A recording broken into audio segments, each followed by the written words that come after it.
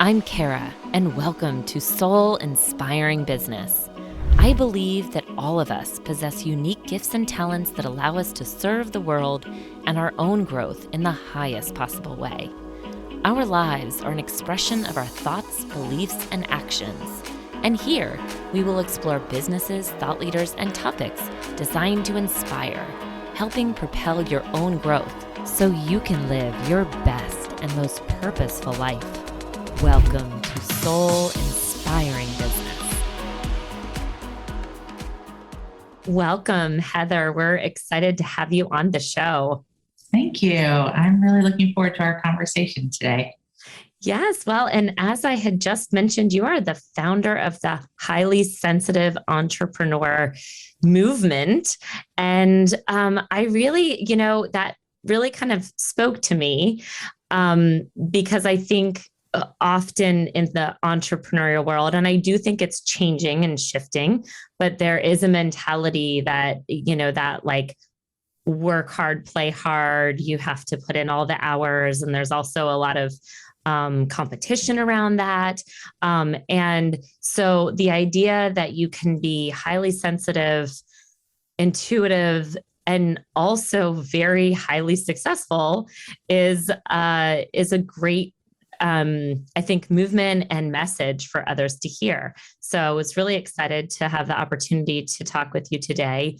And I guess just to get started, how would you describe the highly sensitive entrepreneur movement? Yes, what a beautiful start and great question. So I think probably first is just to speak to the phrase of what it means to be highly sensitive for anyone who's listening and they're kind of hearing those words for the first time, or maybe making some understandable assumptions about what that might mean. So the term highly sensitive is not a term coined by me. It's a term that comes out of psychological research that primarily started in the mid 1990s. There's definitely an entire field of research. There is one researcher who tends to be most known for her work when it comes to highly sensitives, and that is Dr. Elaine Aron. She's most known because she wrote the book, The Highly Sensitive Person. So in short, what it means to be highly sensitive is that your nervous system is physiologically and biologically wired to take in stimulation at a much higher degree than someone who's not highly sensitive.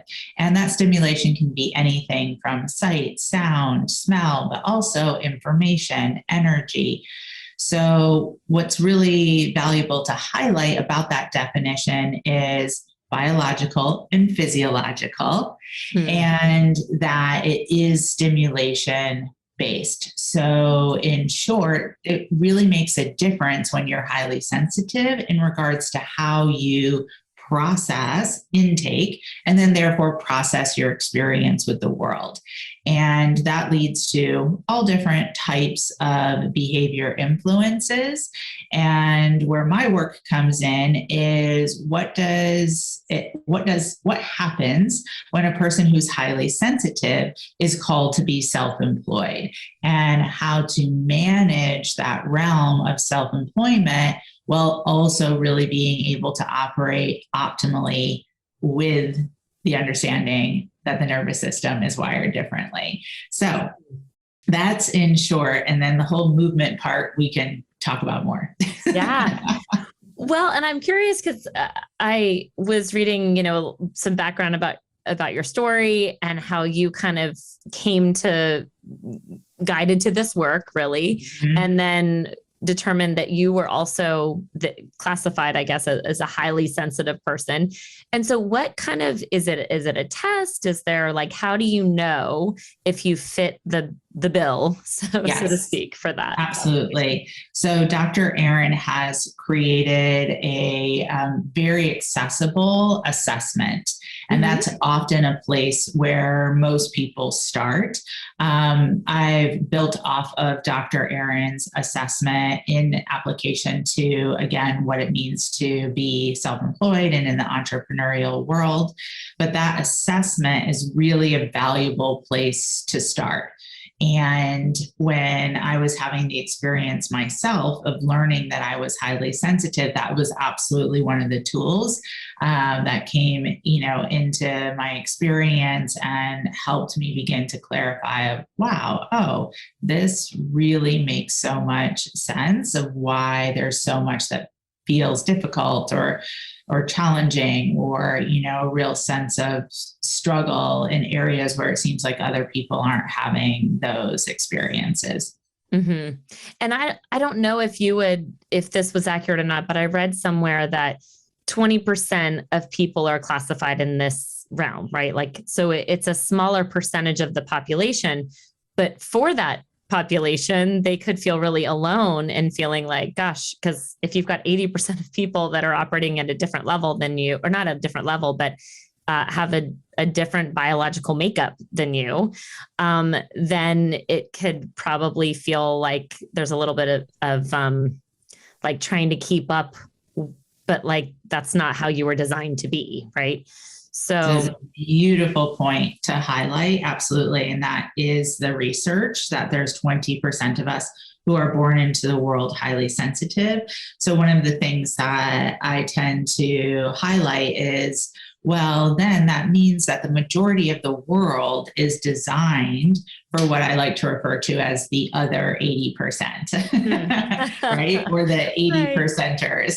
Right. And that does have an effect. And I think you just said it beautifully, which is unconsciously, as a person who's highly sensitive, especially if you don't know that you're highly sensitive, it can really start to feel like there's something wrong with you. Mm-hmm. And in truth, there's nothing wrong with you. There's just a different experience that's happening in regards to the way that your nervous system processes. And what would be some of the kind of signs of that are kind of in that assessment that you learn about yourself? Right. So the very basics start with more of the sensory experience, right? So again, back to sights, sounds, smells. So a person who's highly sensitive, I always like to give the example of going into a busy, bustling restaurant. So most of the people who are of the other 80% are going to go into a busy, bustling restaurant and most likely have a really enjoyable experience. I'm like, oh my gosh, this is great. There's like so much happening here. And this is a really popular place to be. And there's all of this excitement. And the person who's highly sensitive is going to walk into that same environment and they're going to feel most likely a flooding of their nervous system. There's going to be the experience of the environment registering as too loud, which then makes it difficult to have a conversation, not just because you can't hear the other person, but literally to try to like go through the layer of understanding and then therefore being able to process what somebody else is saying. And the experience overall most likely will not be enjoyable or exciting, but most likely the highly sensitive person will leave that super popular, busy, bustling restaurant feeling like they've just run a marathon and like they have to recover, right? So then if you take that busy, bustling, exciting restaurant and you put it as a quote unquote lunch break in the middle of an already very busy day, and you're leaving lunch feeling like you've just run a marathon and you still have to go back to work, that's extremely exhausting and absolutely robbing of an ability to be one's like most productive self, right? Yeah. And then you add on top of that the socialized layer of like this is what you do. This is what you need to do in order to be able to be accepted or make connections or be with the right people in the right place. And then, it just compounds of all of the quote unquote things to work through in order to be able to manage something as simple as lunch. Wow. No, that's a brilliant representation to help people kind of more clearly understand what that means. And, it's interesting. I was just having a conversation with my coach the other day, and we were talking about like how there's so many kind of shiny objects out there of how to do business, right? And so like leaning into soul and kind of understanding like just because one thing's right for somebody doesn't mean it's right for you. And so, this is kind of, I think, a layer of that, and that you're getting a tool to understand yourself better so that you can be, again, kind of your most exalted self in your business. And it doesn't have to be one size fits all. It can be an expression of you in the world, versus yes. And so that's when it's kind of more powerful.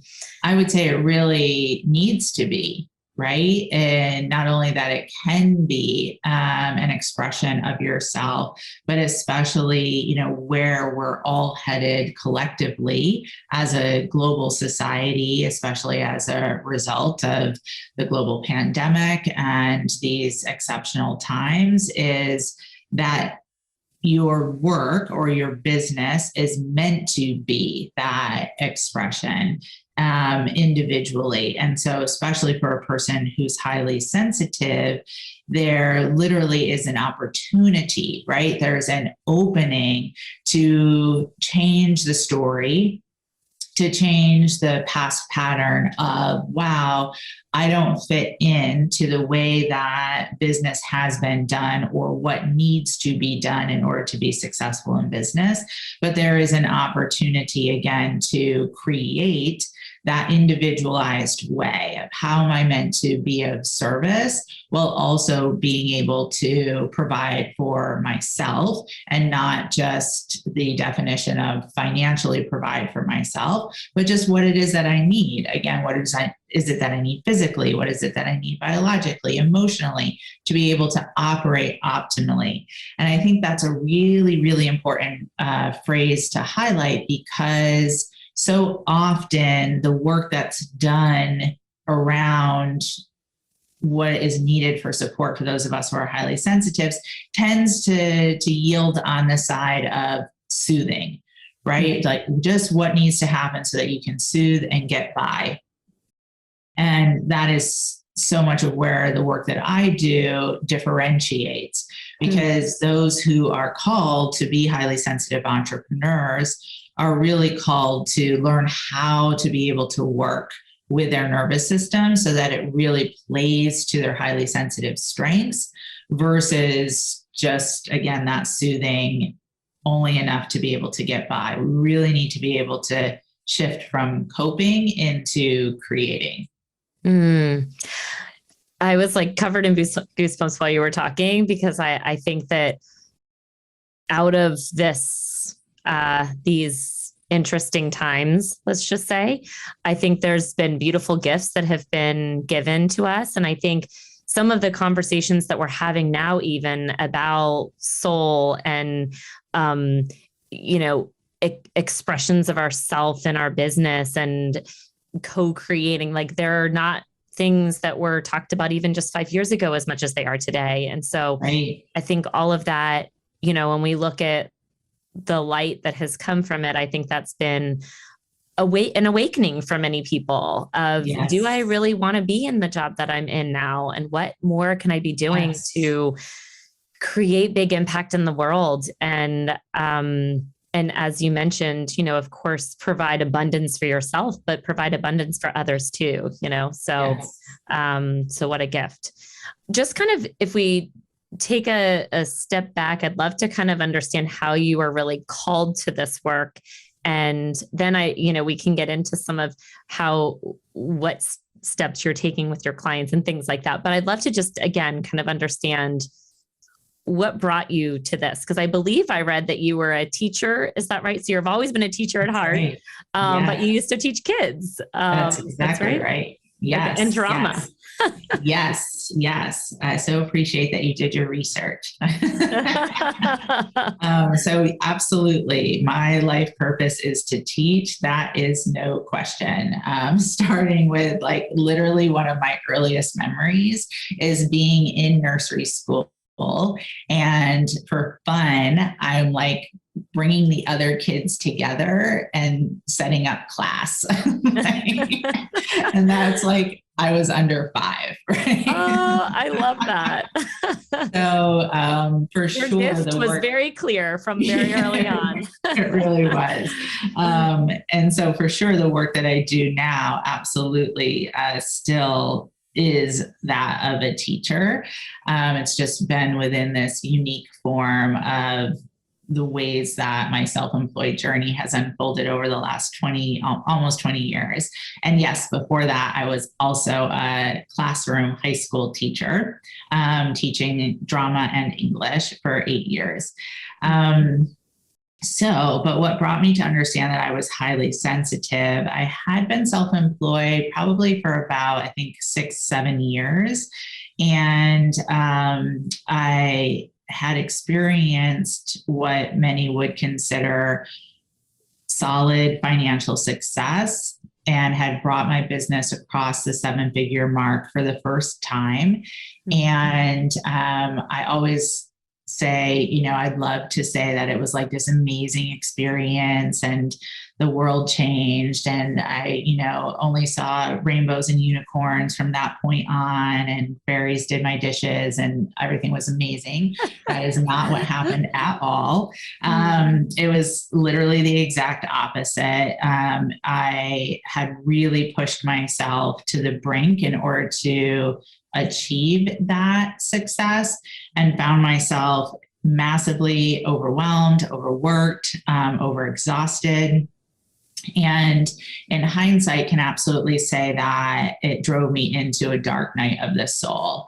I really started just questioning everything about the industry that I was in, questioning everything about being self-employed, questioning if I was going to be able to continue to do this. And if I didn't continue to do this, and what is it that I'm meant to do? Because though I know that teaching is my purpose, I knew that I was not meant to go back to the traditional classroom. So it was all of that self-inquiry that led me to get connected with Dr. Aaron, and through that connection to learn what it meant to be highly sensitive. And when I learned what it meant, I had never even heard that phrase at that time. So not only did I not know what it meant, I just hadn't had any connection to it. And when I first heard it, in all honesty, I was like, oh, this sounds terrible. Like, can I be the 80%? Like, I don't want that at all. Oh, great. One more thing. Yet the more that I learned, the more that I came to understand, first of all, like, not only was I highly sensitive, but I'm like extremely highly sensitive. And more importantly, it started to show me the pieces of the puzzle coming together. And as I mentioned earlier, it was like, oh, this is why this whole process of being self-employed and all the ways that these people are training and teaching about how you're meant to go about marketing and selling, this is why it always feels off to me. And I think probably because I am a teacher and I have been creating tools and approaches to breaking down complex information in order to be able to present it to others in a way that's doable, that I've been doing that for so long and had been doing that already for a significant amount of time.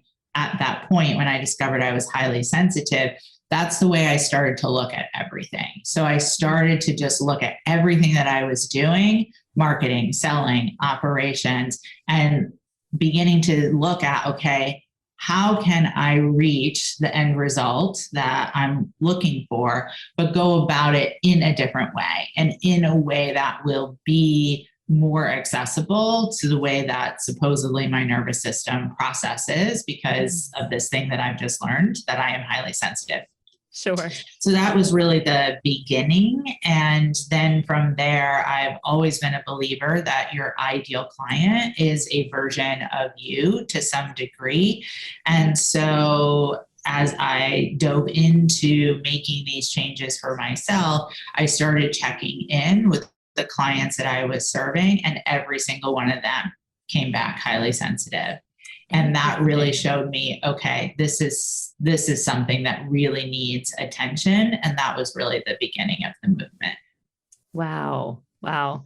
Well, and thanks for being vulnerable. Cause, I think sometimes we look at people that have had a lot of success or perceived success from what we see online, but often, I mean, as you mentioned, you hit 7 figures, but yet you've been chasing something so long, right? So it doesn't, people imagine, well, of course you must have been like out of your mind, like so happy, all that, but to hear that it was actually one of the darkest times for you too, is it's like, they don't seem to compute, and yet it is.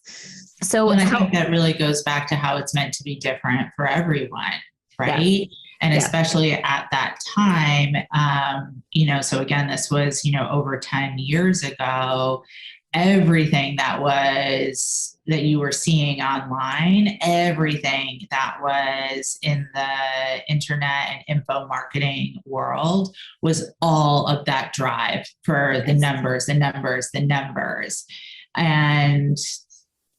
that's only one part of it.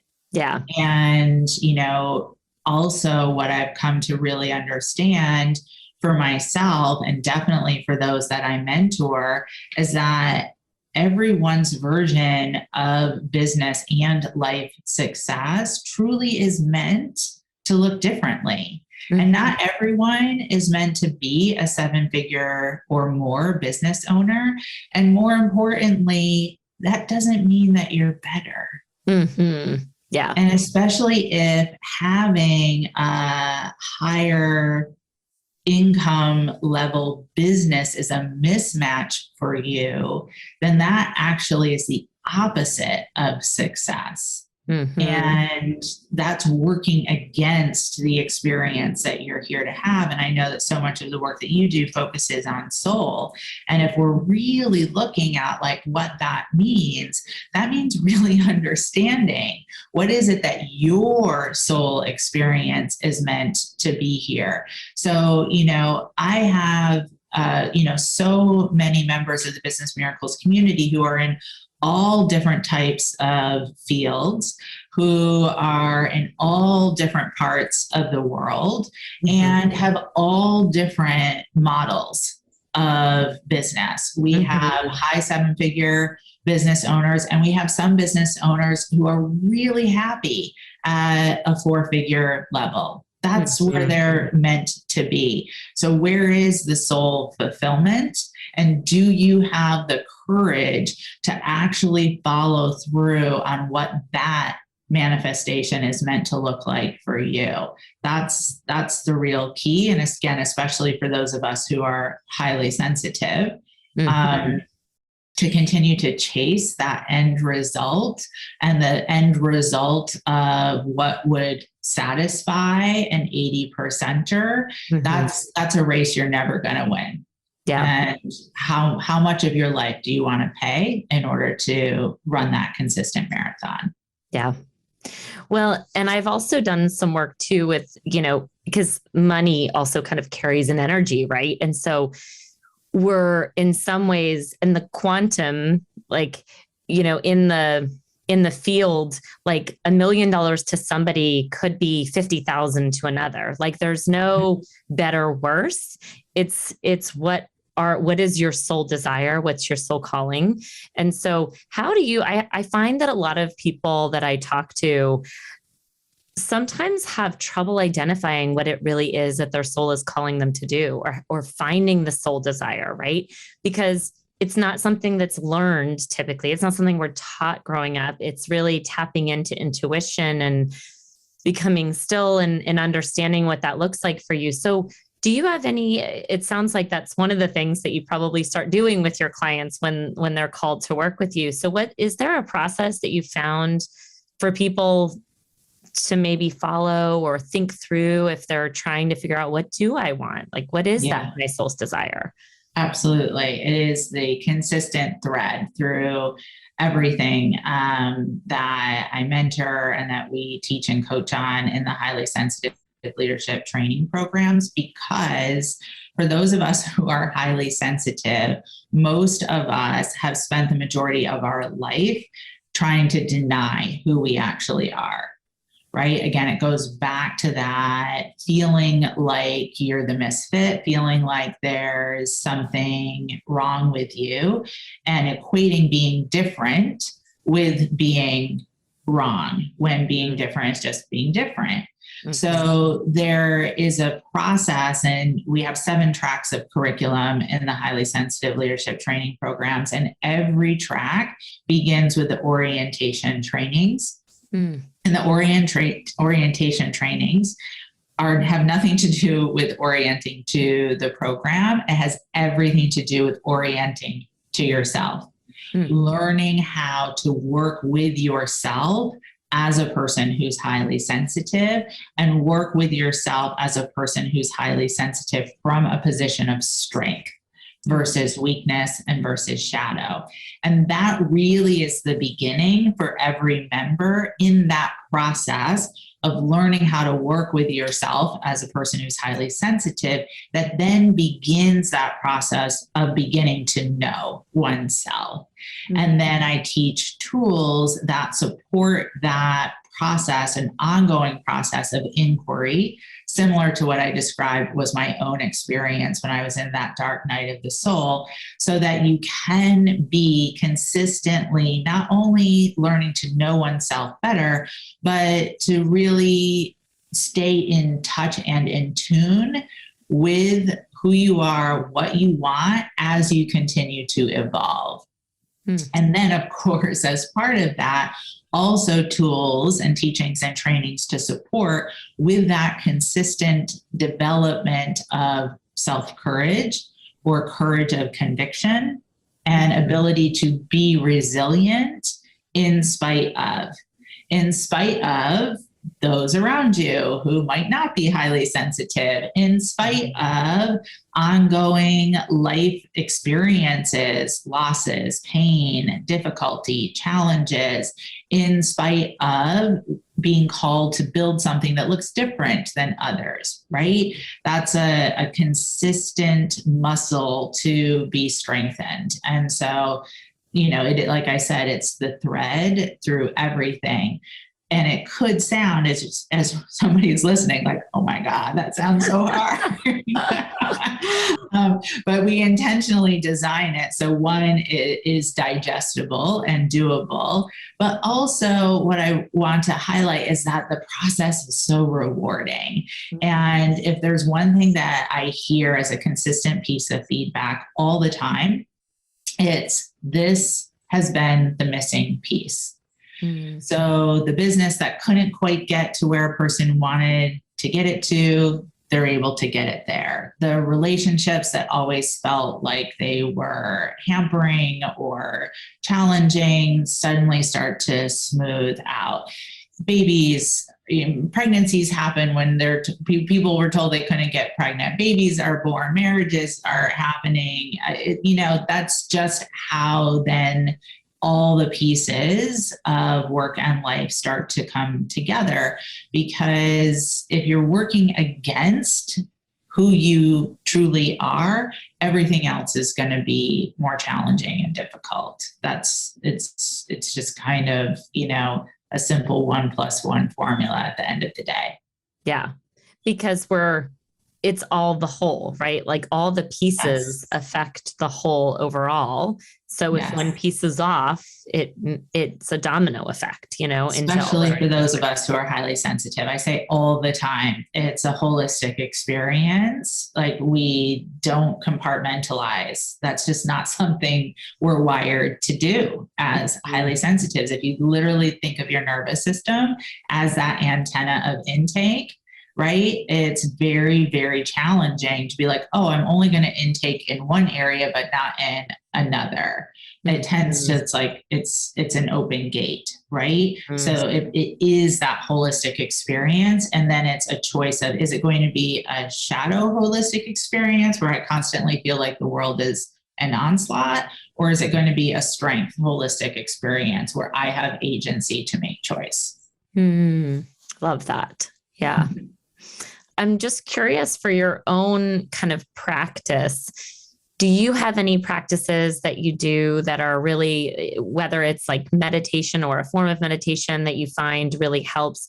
I know you mentioned that it's not about coping, right? It's not that, but I do think that there are ways that we can kind of tune in more. And I'm always curious to know, because everybody has a different process. So what does that look like for you? Yeah, I would say it's imperative, especially for those of us who are highly sensitive. So there just isn't anything that I teach that I either haven't used or am not currently using myself. So energy management is really the way that I reference those foundational tools that are truly the foundation of developing core practice as a person who's highly sensitive, who does desire that experience of empowerment, and especially empowerment through self-employment. So the way that I teach energy management is really about being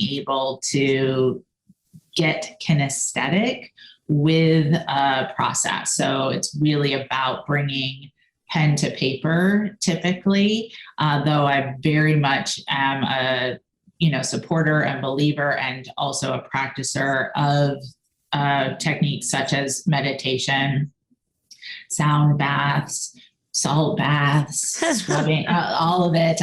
I'll do it all. Yet energy management tools are specifically, again, about bringing pen to paper and specifically about shifting thought patterns. So I start every single day with using one of those tools. Currently, I use the tool of auto writing, which definitely was not developed by me. And we had a full community experience of auto writing in the middle of 2021. And while teaching that full community experience, I personally received the guidance to commit to 100 days. So that has been my practice, and I'm coming to the end of those 100 days. And then recently, through that practice, received the guidance of shifting that 100 days to 1,000 days. So I bought a lot of journals. And I'm going to follow through. So that's one of the primary pieces of how I start my day. Very cool. And when you talk about auto writing, because many years ago I did the artist's way, right? And so that's like where they say, okay, and it's been a long time since I've done it, probably like 15 years, 10 years ago, I don't know. But it was where you just write, like you brain dump, right? You just, you don't know what you're writing. You just are supposed to write for like 6 pages or something like that. I think it was. Yes. And then like towards the end, it's like things start to become more clear, like you can receive guidance that way. And it's almost like in the beginning and I'm just going to summarize, but I'd love to hear your take on it. Right. But since you're already 100 days in, so you kind of dump everything in your mind, like literally if you're thinking about, I don't know, the sun's really bright, then you'd literally kind of just write whatever is coming through your mind. And then again, it starts to become more thoughtful, and you start to the goal of it is to dive into the intuitive part of your higher self, you could say. Yes. But how would you describe it? That's how I think of it. Yes, so similar. Your description is a beautiful description of Julia Cameron's work from The Artist's Way, which she refers to as morning pages, with exactly that intent to get beyond that intellectual only layer, right? Because her work is always about really being able to access that creative realm, which we can just take a moment to say how helpful that is for being self-employed, right? And especially for highly sensitives, one of our strengths is that we are extremely creative. So it is about being able to like go beyond that limited intellectual only thinking into a wider space, more a space of creativity, of inspiration, of intuition. Auto writing is similar, but a little bit of a shortcut that has developed over practice, that you are basically posing a question and then there's a response or an answer that's being received more from intuition, or, you know, you might say soul or spirit, or, you know, we can use all different kinds of language, but the intent is the same of what you, again, beautifully described, which is to go beyond just the intellectual understanding or comprehending only, and into that greater space of, again, creativity, inspiration, intuitive guidance. Yeah. And some would call it channeling, but the term channeling, right, can sometimes be off-putting, sometimes not, you know, but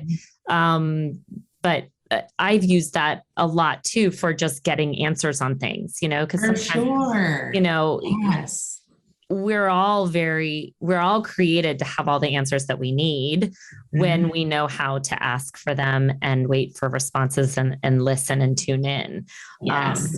So I always say it's about being able to first ask and then hear and then actually listen and then act. Right. Right. Yeah. Right. Yeah. Most of it, for most people, there's often a breakdown, right? Between the ask is often there. Then it's like, well, I think I heard something. And then it's like, but I'm not going to listen to that because that's just crazy. And I'm definitely not going to act on it because there's just no way. But as highly sensitives, we're very intuitive. That is absolutely one of our strengths. And what you just described is exactly what I teach. So much so that we have, as a community, 3 days or a day every 4 months where I teach intuitive planning.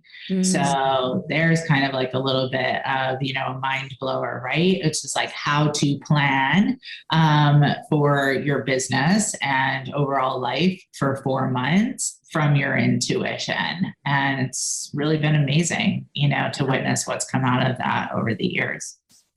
Yeah. And I think the breakdown you described too is, I see it all the time, you know, and I myself sometimes will think I've learned how to know the voice that I hear, you know, like I've learned how to tune into that and know when it's maybe fear versus not. I mean, I'm still not great at it. We're all learning, but I'm better now than I was just a few years ago, you know? And so I think that that's the thing, is sometimes, you know, if you ask the question and the answer you get is, oh, you need to call this person. And you're like, I'm not calling that person. I haven't talked to them in blah, blah, you know, forever. Like, how could they have an answer that I need? But like, you just have to call, like, trust it, right? And see where it leads. And so that's the breakdown, is our mind then stops us because of fear, or because we're just not used to listening and to hearing answers. That's right. Yes. We haven't been taught, as you said earlier, you know, we haven't been taught in general to learn how to work with our intuition as a tool. And for those of us who are highly sensitive, we haven't been taught how to work with our entire being as an instrument. Yet, of course, it's totally there. And I would add, and why wouldn't that be part of business? Why wouldn't that be part of business? Oh, because some 80%ers over the last 20, 50, 100 years didn't include it in the MBA programs. Right. Time for a change. Time for a change. and I love how you said our entire being is an instrument, because absolutely. So true, right? It's a tool meant to guide us when we learn how to listen. Well, this has been such a fascinating conversation. I think it's going to help so many of our listeners that maybe have been feeling like they know they're really intuitive. They've always kind of been more of an empath. And so sometimes, and take on maybe so many of the experiences and sensor, take on everybody else's emotions too, right? So it's hard to kind of navigate that. And I think that that this conversation will be really meaningful for them. So if somebody wants to learn more and get involved with you and learn more about what you're doing, because I think it's really fascinating work, and I think it's so needed in the world for people to know that there is a place for highly successful business owners, whatever that version of success means for them, when you maybe are just different than the other 80%, right? So tell us more of how people can get in touch with you. Sure, absolutely. So the best way is www.businessmiracles.com, and you'll find all different ways to be in touch. And you'll also find a starter kit there, how coping keeps you captive, and beginning to understand through that starter kit what your default coping mechanism is, and through training and transformation assignment to begin to shift from that coping into creating, and what that's meant to look like for you. And all of that's at businessmiracles.com. Wonderful. Thank you so much. Thank you.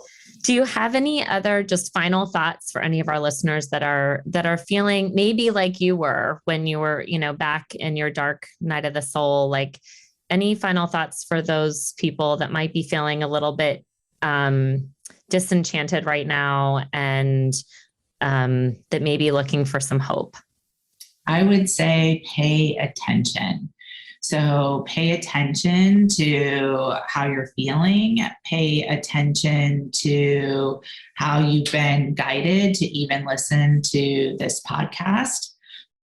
Pay attention to what does speak to you and support you and feels like it begins to pull you into that space of more hope, and continue to follow that.